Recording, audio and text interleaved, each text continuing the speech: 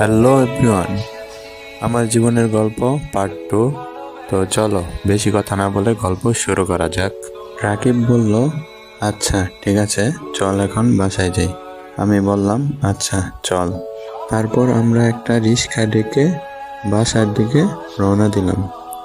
হঠাৎ রাকিব বলল, তোদের রিলেশন কেমন চলতেছে? আমি বললাম, ভালোই। প্রায় 10 মিনিট পর আমরা রাকিবের বাসার সামনে চলে আসলাম। রাকিবের আব্বু আম্মু আমাকে দেখে খুব খুশি হলেন।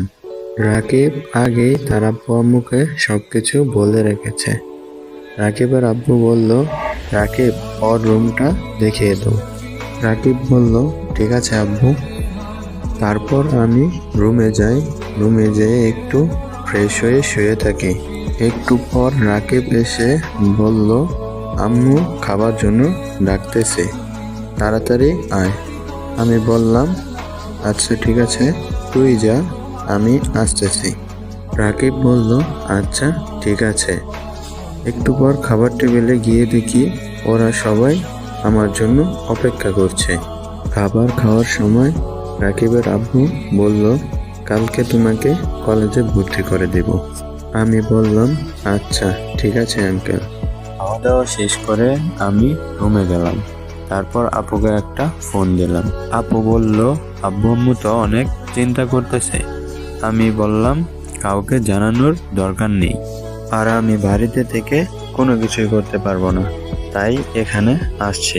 এভাবেই আপুর সাথে কিছুক্ষণ কথা বলার মধ্যেই রিয়া আমাকে ফোন দিল। আমি আপুকে বললাম, আপু রিয়া আমাকে ফোন দিয়েছে।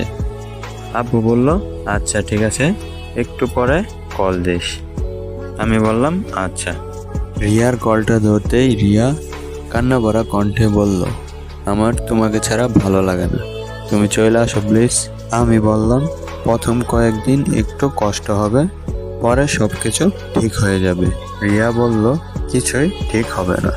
আমি তাকে বুঝিয়ে বললাম, আমার যদি কোনো চাকরি না থাকে তাহলে তোমার আব্বু আমাদের সম্পর্ক মেনে নিবে না। এইভাবে কিছুক্ষণ কথা বলার পর আমি শুয়ে পড়ি। সকালে রাকিব আমাকে ডাক দেয়। তারপর সবাই মিলে আমরা নাস্তা করি। নাস্তা করতে করতে রাকিবের আব্বু আমাকে বলল, তুমি রেডি হয়ে নাও, আজকে তোমাকে ভর্তি করিয়ে দিব। আমি বললাম, আচ্ছা ঠিক আছে আঙ্কেল। রাকিবের আব্বু, আমি আর রাকিব তিনজন মিলে কলেজে যাই। তারপর রাকিবের আব্বু আমাকে ভর্তি করিয়ে দেয়। আমার ভর্তি হওয়ার পর আমরা তিনজনেই বাড়িতে ফিরে আসি। আসসালামু আলাইকুম এভরিওয়ান।